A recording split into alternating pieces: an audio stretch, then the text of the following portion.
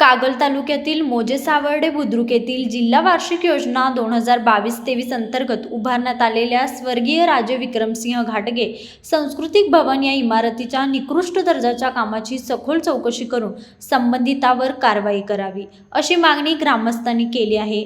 निवेदनानुसार विद्यालयाच्या आवारात उभारण्यात आलेले या सांस्कृतिक भवनाच्या बांधकामावर सुमारे 15 ते 20 लाख रुपये खर्च करण्यात आला आहे। मात्र प्रत्यक्ष पाहणी केल्यानंतर इमारतीचे बांधकाम अत्यंत निकृष्ट दर्जाचा झाल्याचा आरोप ग्रामस्थांनी केला आहे। ग्रामस्थांच्या म्हणण्यानुसार इमारतीमध्ये अनेक त्रुटी आढळून येत असून भिंतींना तडे गेले आहेत। प्लास्टर व सिमेंटचे काम निकृष्ट दर्जाचे असून फरशी, छत आणि रंगकामही दर्जाहीन आहे। पावसाळ्यात इमारतीत पाणी गळत असल्याने संपूर्ण बांधकामाच्या गुणवत्तेबाबत गंभीर प्रश्न उपस्थित झाले आहेत। याबाबत समीर रघुनाथ सिरसे, अविनाश मधुकर पाठोळे, रसूल शेख, अप्पासाहेब पाटील आणि संदीप कांबळे यांनी गटविकास अधिकारी, पंचायत समिती कागल यांच्याकडे निवेदन सादर केले आहे।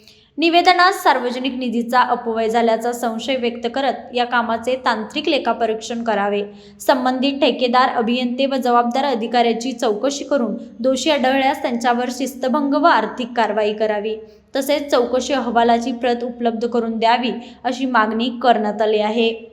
लाईव्ह मराठीसाठी मुरगुडहून सर्जेराव भाट।